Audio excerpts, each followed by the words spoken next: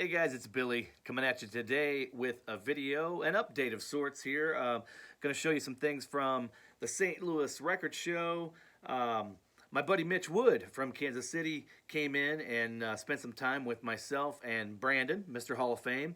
We not only hit up the record show in St. Louis, but we got together afterwards, spent the day together, grabbed some lunch, hit 2 or 3 stores, did a little bit of digging, found some really cool stuff. So I'm going to show you guys all that stuff here. So Mitch came in on Saturday evening, and was very kind. He stayed with me, very kind to show up with some gifts. So I'm going to show you some of the things that Mitch gave me here. Some presents that Mitch had given me, some sort of VCLT, so to speak. This would be Bruce Springsteen and the E Street Band. This is the live set with booklet, and this is the cassette version, still sealed, which is totally awesome. There you can see it. Got the glare off of it. So now that I have the LP set of this, the CD set of this, and now the cassette edition, I need to find the 8-track, which is damn near impossible to find. Still need to find that 8-track version to get everything complete. So thank you so much for that, Mitch. That was just one of the things that Mitch had given me. In addition to that Bruce Springsteen box, that killer box, a super sweet Japanese pressing of A Star Is Born, not the original, but I guess the first remake, not the Lady Gaga and Bradley Cooper, but this is the Streisand and Christofferson version. Really excellent soundtrack, great cover. We opened it up. This was sealed, as a matter of fact, a brand new copy, and really appreciate that, Mitch. That'll fit in well with the collection. And then this was the excuse me, this was the kind of the mind blower of the bunch. This is a Megadeth 1994 UK single, Train of Consequences, Holy Wars, Peace Sells, and Anarchy in the UK. The Train of Consequences, of course, being off the album Euthanasia. I'm going to open this up so I can show you guys, because it is so cool, off of Euthanasia, and the others are live cuts. So let me pull this out of here so you guys can see this. It's a super cool etching. The thing that makes this piece so special, so the back, there's the record there, but on the other side it is a really cool etching for Train of Consequences. I see that there. I should pick it up. There we go. Pretty freaking awesome. So besides that making it cool, the thing that makes this cool to me was this. This belonged to Mitch's father. This was in his collection before he passed on, and Mitch, I tried getting it off of Mitch, whenever he was going through showing me some of the things that he had. I had tried sweet talking Mitch to get that from him for quite some time, and he just wasn't ready to get rid of it. And I do thank you for that so much, Mitch. That means a lot to me, and it's gonna be in a good home. It is also numbered out of, I think, 10,000 or so. Not exactly sure. It's number 7513. So that was very kind of Mitch to bring those gifts, and we had a great time. We were able to sit here and watch cheer the Titans on to victory over the Patriots on Saturday night. It was awesome. We got some wings, and Mitch and I and my wife Tara sat here and cheered the Titans on to victory. It was so great. Good night. And then we came down here and played some music and BS for a little bit. Got up early and headed over to the record show. Got into the record show about 15 minutes before they started regular admission. They have the early bird admission where you pay $5, I think, to get in an hour early, but there's really no sense in doing that. Half the dealers aren't set up. It's just not worth it. Plus, for the kind of stuff that I was looking for and Mitch was looking for, and even Brandon, there's no sense in us getting there. That stuff typically doesn't get snagged up really early. There's not a whole lot of buyers there looking for the same kind of stuff that we are. So like I said, we got there about 15 minutes before doors were officially supposed to open, but they went ahead and let us in at the regular price, the $3 price. So we got in about 15 minutes early, and was able to hit, I don't know, Mitch and I kind of looked at the first couple tables, and literally within the first 3 minutes of us being there, I hit the jackpot mega score of the day for me. Megadeth original OG copy U.S. pressing of Rust in Peace. This is a record club pressing. This is, I don't remember if, yeah, this is a Columbia House. But I'm talking, you know, near mint, near mint. You'll see there at the bottom, that's a Columbia House pressing. I didn't know if it was a BMG or Columbia House, but obviously Columbia House. The guy had a really, really fair price on this as it was, and I thought, you know, with it being so early that it didn't hurt to at least make an offer. I asked the guy if he was open to bartering, and you know, these things sell really, really expensive, and it sounds killer. Mitch and I actually played it when we got home that night, cleaned it up and played it, and I was impressed. I was not expecting it, especially being a club pressing. You never know, a 90s club pressing, but it sounds amazing, really good. Anyway, the guy had a decent price on it. I asked him if he was open to offers. He said he was. I shot him what I thought was a fair offer. Kind of low for what this is. I mean, these things are super hard to find, especially being that early in the show. I kind of thought he would have haggled a little bit, but he accepted my offer, so I couldn't pull the money out fast enough. So this was a killer score. Able to get this. So glad to be able to mark this off of the list, because now I have a original UK pressing and now a US pressing. So glad to have that. That was my score of the show for me. Oh, before I go too much further, Brandon, so I picked that up, and then Brandon met us, and he had gifts as well. So what do you know? He comes up and hands me Motley Crue, Girls, Girls, Girls.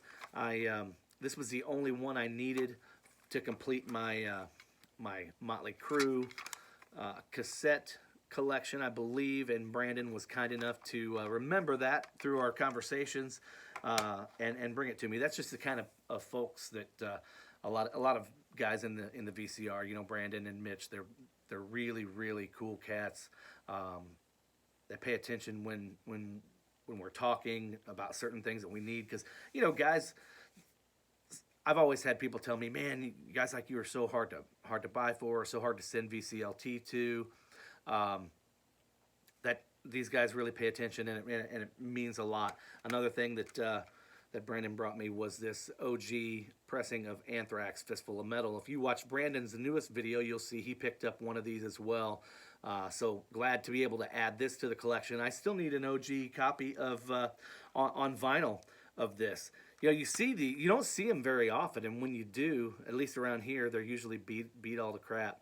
But thanks for that, Brandon. Those are very well appreciated in the collection. I really do appreciate that.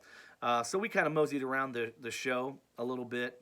Brandon found a few things. Mitch, I don't know if Mitch got anything at the show, but I did end up finding this, which I wasn't even aware was released. It's a music on vinyl, which you guys know. The music on vinyl, I'm a big fan of the MOV pressings. They do a great job.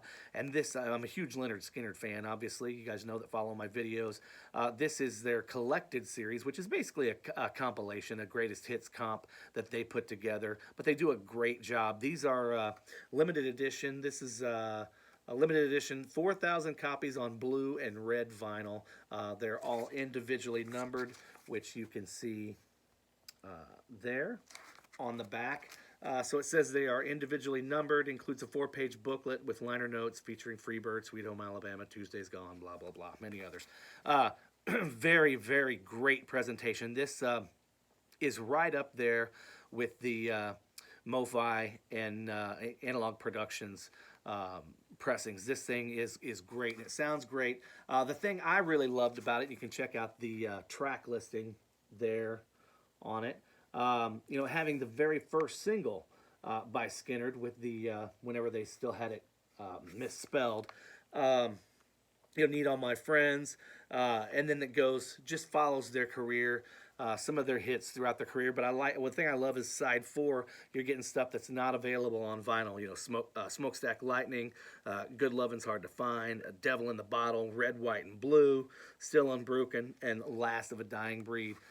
So a really great quality pressing, limited edition pressing. Picked this up. I think I got this for $25. The guy had 30 on it. I offered him 25, and he took it. So that was a steal. Really, really great album. Happy to have that and add that to the collection. I was being a little bit picky, so I only picked up a few things at the show.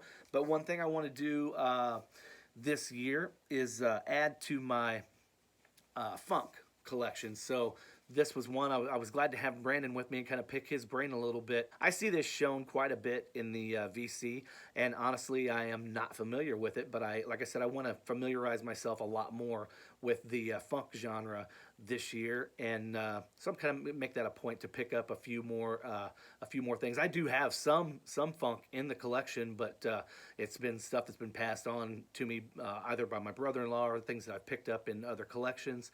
I've never really gone out and kind of tracked down certain things. So this was a really good buy. I think I got this for $12.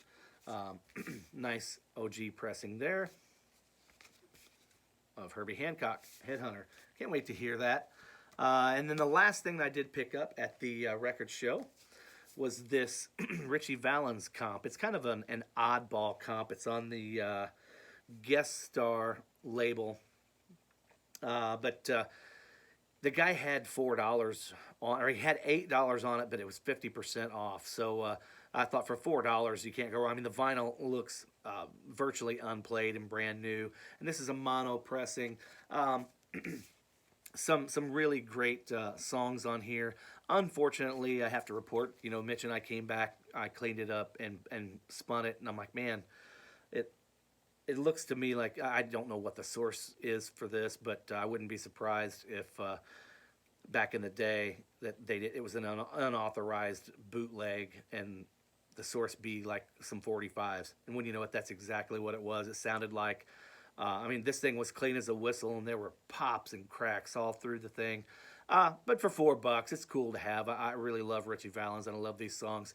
Unfortunately, it just doesn't sound that good. So that was my last purchase at the record show.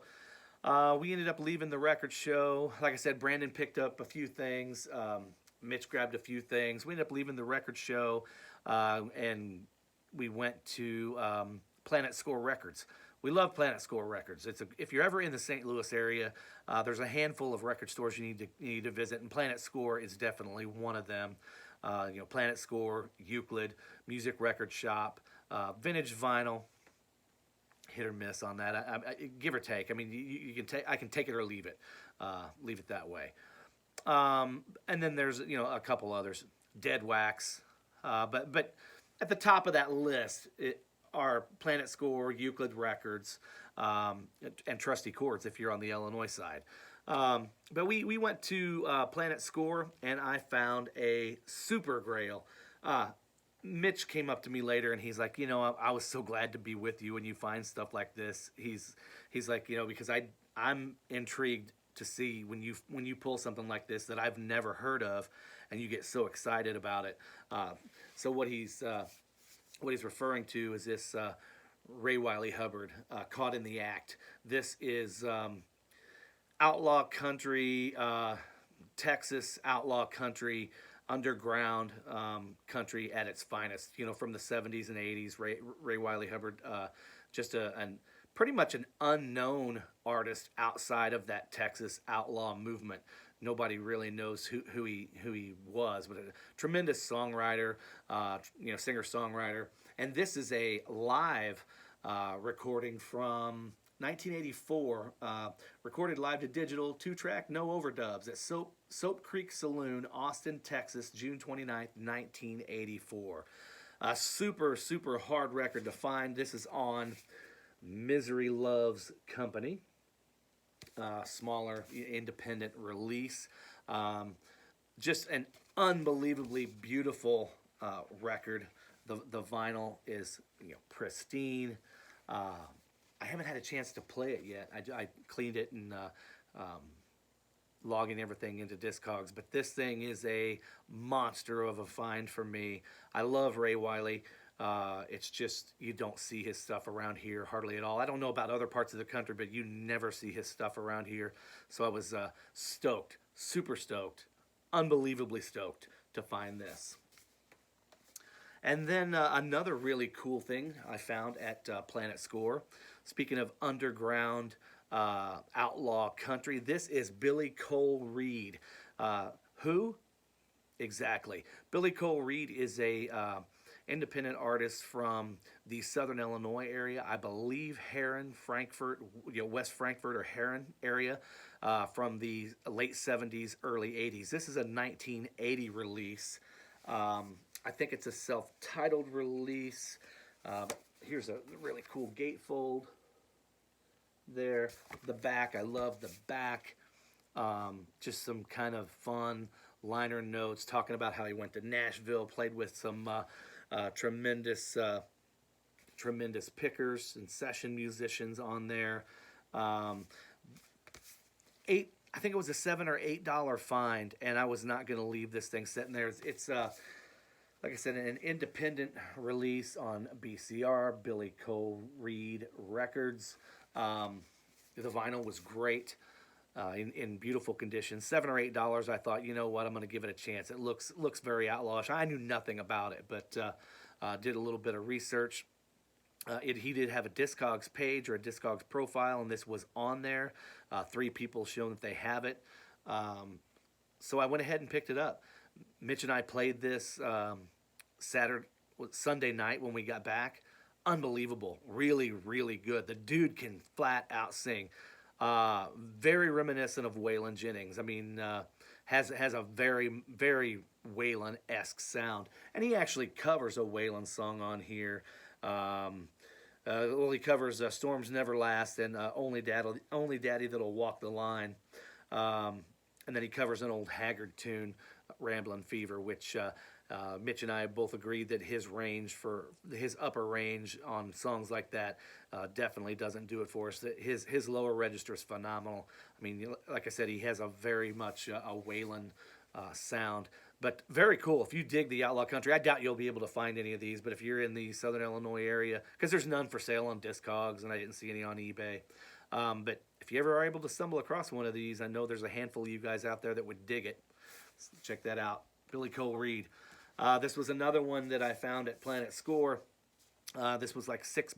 Redneck Mothers. That got my attention right away, and I'm sure it got a handful of your guys' attention. You know, like Zach or Dylan, if you're watching from Noble Records. A handful of you guys that Headley. Redneck Mothers. You know that's a Up Against the Wall, Redneck Mother. That's Ray Wiley Hubbard. And just the names here on the window: Willie Nelson, Bobby Bear, Gary Stewart, Steve Young, unbelievable there, Vernon Oxford, Johnny Russell, the Tennessee, what does that say? The Tennessee Pulley Bone, no idea, and Jerry Reed. So I thought this was really, really cool comp. Great stuff on there, and it actually has little Ray Wiley Hubbard on there, Up Against the Wall. It's got Rednecks, White Sox, and Blue Ribbon Beer. That's the Johnny Russell tune. Renegade Picker, Steve Young. Whiskey River, Tobacco Road, Honky Tonkin'. Really good comp. Like I said, it was like $6. Went ahead and picked one of these up as well. Figured I couldn't go wrong. And then Mitch, being the generous, kind soul that he was actually digging through the bins and found this and clued me in. And at this point, I was like, I've already got a sealed copy of that, but it's not a promo copy, he said. And I'm like, all right. So I kind of hem-hawed around, ended up finding a couple other things and didn't end up going back and picking this one up. But I walked out and he hands this to me, so he picked this up for me. So to add to my Sammy Hagar collection, this is Montrose with Sammy, Paper Money, promotional copy. Not a white label promo, but still very, very cool. It does have the promotional copy, not for sale, on the label, which is very, very nice. Thank you for that, Mitch. That'll fit in well in the Sammy Hagar box. And then one other thing that I picked up LP-wise at Planet Score is the debut EP from Billie Eilish. I am so late to the game on Billie Eilish, I will admit. Anyway, ended up picking this up. Love it. Great. This is on red vinyl. Good stuff. And then I dug through their cassettes. Ended up picking up AC/DC, Razor's Edge, Badlands, self-titled, and a Skinnerd, still sealed. This is 1991. And then was super stoked to find Guns N' Roses, Spaghetti Incident, and NWA for life. Those were at Planet Score. And then as we were in there, a guy walked in, and actually, this is a simple case of right place, right time. A guy walks in, asks the guy behind the counter, do you want these? And he's like, I don't even really know what they are. And he's like, you can have them. I'm cleaning out the house. I'm just let you take them if you want them. If not, they're going in the garbage. So the guy took them. I'm like, what'd you get? Well, what he ended up getting was a 1982 original Carnival 12 by 18 glass of Iron Maiden's Number of the Beast, framed. It's got the stamp on the back, hanger on the back. I haven't cleaned it up or anything, but it was so cool. I immediately said, I'll give you 20 bucks for that, knowing that he just got it for free. Like, I'll give you 20 bucks for that. And he's like, sure. So I know what these things sell for. They sell for a lot more than 20 bucks. So I was just happy to have it, to put it up with the collection stuff up here, the memorabilia in here. So very stoked to add that. That was the last of my findings from Planet Score. Then we headed over to, we packed up. Mitch got a few things. Brandon got a few things. We headed over to Euclid Records. And this place was like, I was like a kid in a candy store in that place. I always am. They have the finest country selection in town. And you turn me loose with a little bit of money and some of the country that they have in there, and I'm in trouble. And I told Mitch and Brandon to kind of babysit me and watch me and don't let me, kind of talk me down off the ledge, but they didn't do a good job of it. Anyway, I'm not mad at them. So first, in the new arrivals bin, I love the fact that they do have a new arrivals bin. This has been on my want list for quite some time. The 2010 release, Anthrax, Worship Music. It's in super, super condition. I'm talking near mint all the way around on that orange and black vinyl. Really cool gatefold there. Anyway, this has been in my want list for quite some time. It's just, you know how it is. Certain things get passed up, and this was one of those things that got passed up for other things. So a great price. These on Discogs are now upwards of 30, 35 bucks, and I think I got this for 23 bucks. So glad you guys, because I was ready to put this back, because once you see all the other stuff that I ended up getting, I was so ready to put this back because I had spent a little bit too much money. But they said, come on, go ahead and get it. I'm glad I went ahead and got it. This is the reason I about broke myself at Euclid Records. This was an original sealed mono Johnny Paycheck Love Machine. I know this is on Little Darlin' Records. I know Andrew and a couple of the rest of you guys will know exactly what this is. This is a beauty. Talk about an ultimate grail. Never been played, never been out of the shrink. Like I said, it was sealed. The shrink was a little bit torn up, so I went ahead and pulled it off. But what a beautiful original mono pressing, number LD 4003. So stoked to find this, and I got this. It was expensive, but I still got it for a steal, an absolute steal.